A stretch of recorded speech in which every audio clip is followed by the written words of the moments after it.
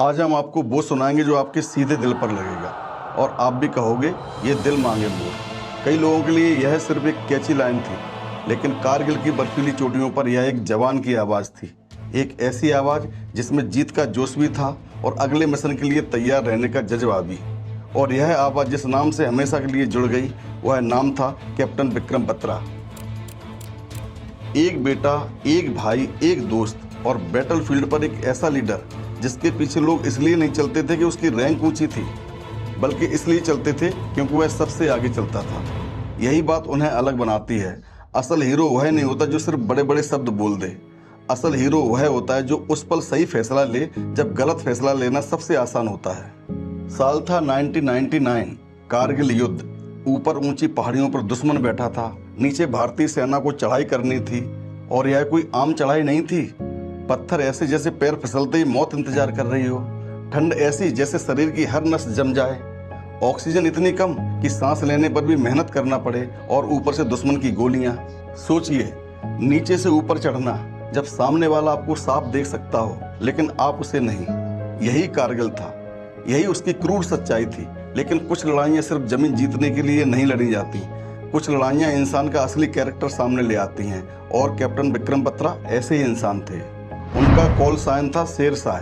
शुरुआत में यह सिर्फ रेडियो पर इस्तेमाल होने वाला नाम था, लेकिन धीरे धीरे यह उनकी पहचान बन गया, क्योंकि उनमें वही बात थी, दिमाग साफ, इरादा मजबूत और सामने खतरा हो तब भी कदम पीछे न हटाना। ध्यान रखिए, बहादुरी का मतलब डर ना लगना नहीं होता।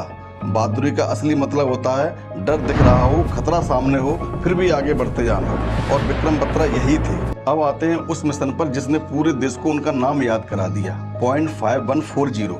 यह पोस्ट बहुत अहम थी।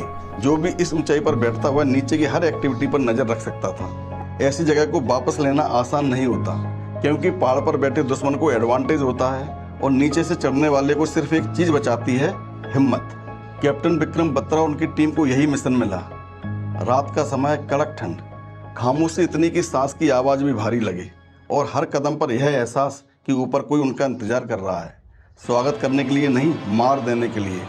यही फिल्मों और असली युद्ध का फर्क समझ आता है। फिल्मों में बैकग्राउंड म्यूजिक होता है, असली युद्ध में सिर्फ हार्ट बीट होती है। फिल्मों में हीरो गिरता है, उठता है, असली युद्ध में एक गलती और सब खत्म। उस रात कैप्टन विक्रम बत्रा ने अपने साथियों के साथ आगे बढ़कर हमला किया। आमने सामने की लड़ाई हुई, खतरा बहुत बड़ा था, लेकिन इरादा उससे भी बड़ा। और फिर मिशन सफल हुआ। पॉइंट 5140 भारत के कब्जे में था।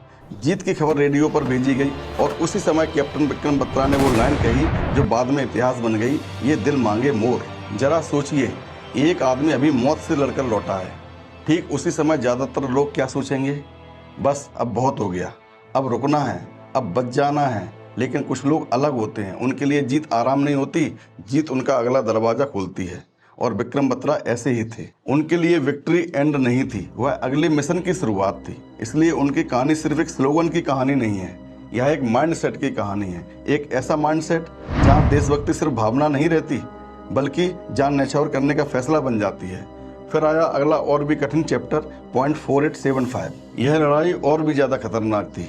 टेरेन ब्रूटल था, दुश्मन मजबूत पोजीशन में था, फायरिंग तेज थी और हर आगे बढ़ता कदम जिंदगी और मौत के बीच लिया गया फैसला था। यहीं समझ आता है कि देश किसी सोल्जर को बाद में सिंबल क्यों बनाता है, लेकिन बैटल के उस मोमेंट में वह अभी भी एक इंसान होता है। उसे भी दर्द होता है, उसे भी ठंड लगती है, उसे भी पता होता है कि उसका अगला पल आखिरी हो सकता है। फिर भी वह आगे बढ़ता है। क्यों?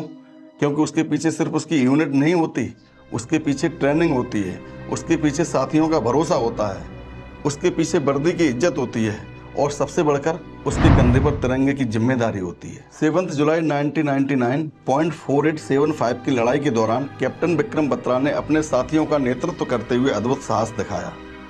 आधिकारिक और वाइडली नॉन अकाउंट्स के मुताबिक वह एक घायल अधिकारी को बचाने के लिए आगे बढ़े, यानी उस समय भी उन्होंने अपनी जान से पहले अपने साथी को रखा और वहीं उन्होंने देश के लिए अपना सर्वोच्च बलिदान दे दिया।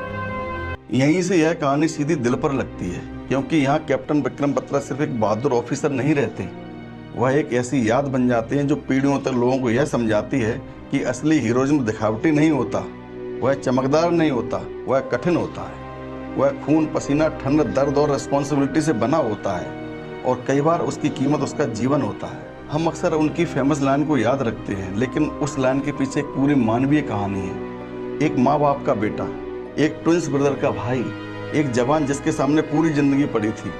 सपने थे, घर थे, अपनों का प्यार था, लेकिन जब देश ने पुकारा तो उन्होंने अपनी ज़िंदगी को फर्स्ट प्लेस पर नहीं रखा, उन्होंने देश को रखा। यही चीज़ दिल को हिला देती है। बहादुरी का उल्टा डर नहीं होता, बहादुरी का उल्टा होता है रुक जाना, थम जाना। और बहादुरी क्या है? डर लगते हुए भी आगे बढ़ना। विक्रम बत्रा उसी हिम्मत का नाम है। उन्होंने हमें यह नहीं सिखाया कि हीरो कभी डरता नहीं, उन्होंने यह सिखाया कि हीरो डर के बावजूद रुकता नहीं। यही वजह है कि उनका नाम सिर्फ मिलिट्री हिस्ट्री का हिस्सा नहीं है, वह भारत की कलेक्टिव मेमोरी का हिस्सा है। जब भी इस देश में रियल करेज की बात होगी, शेरशाह का नाम अपने आप लिया जाएगा। एक बात और समझिए, रियल हीरो को राइटर बचा लेता है, रियल हीरो को कोई स्क्रिप्ट नहीं बचाती। ना पहाड़ बचाता है, ना मौसम बचाता है, ना गोली बचाती है, ना किस्मत बचाती है। फिर भी कुछ लोग आगे बढ़ते हैं, क्योंकि किसी को बढ़ना होता है, किसी को लीड करना होता है, किसी को यह साबित करना होता है कि यूनिफॉर्म सिर्फ कपड़ा नहीं है, एक कमिटमेंट है।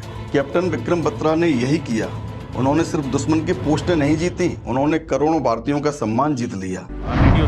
And one of the Pakistani soldiers or officer, whoever it was, he said me, my code name was Shersha. Oh Shersha, you have come. Don't try to come up, otherwise you'll have a tough time. And that was the time they gave us a challenge. And my guys, they went wild. How dare a Pakistani troop can challenge us? My company's success in was ye dil mange more. The guys were so highly charged up that they're wanting that some more bunkers should have been there and we would have got the more. उन्होंने सिर्फ radio पर एक line नहीं कही, उन्होंने एक पूरी generation को रियल हीरोइज्म का मतलब समझा दिया।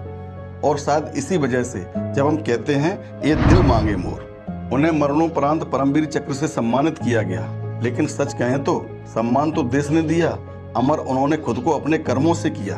अगर यह कहानी आपको सिर्फ इन्फॉर्मेशन नहीं बल्कि रिस्पेक्ट फील करा रही है तो इसे यहीं मत छोड़िए, इस वीडियो को लाइक कीजिए। अगर आपको लगता है कि असली हीरोज को याद रखा जाना चाहिए तो इसे शेयर कीजिए। अगर आपको लगता है कि नई जनरेशन को सिर्फ रियल हीरो नहीं, रियल करेज भी दिखाना चाहिए, और चैनल को सब्सक्राइब कीजिए अगर आप ऐसी कहानियाँ सुनना चाहते हैं जहाँ देशभक्ति सिर्फ नारा नहीं, चरित्र बनकर सामने आती हैं। जय हिंद।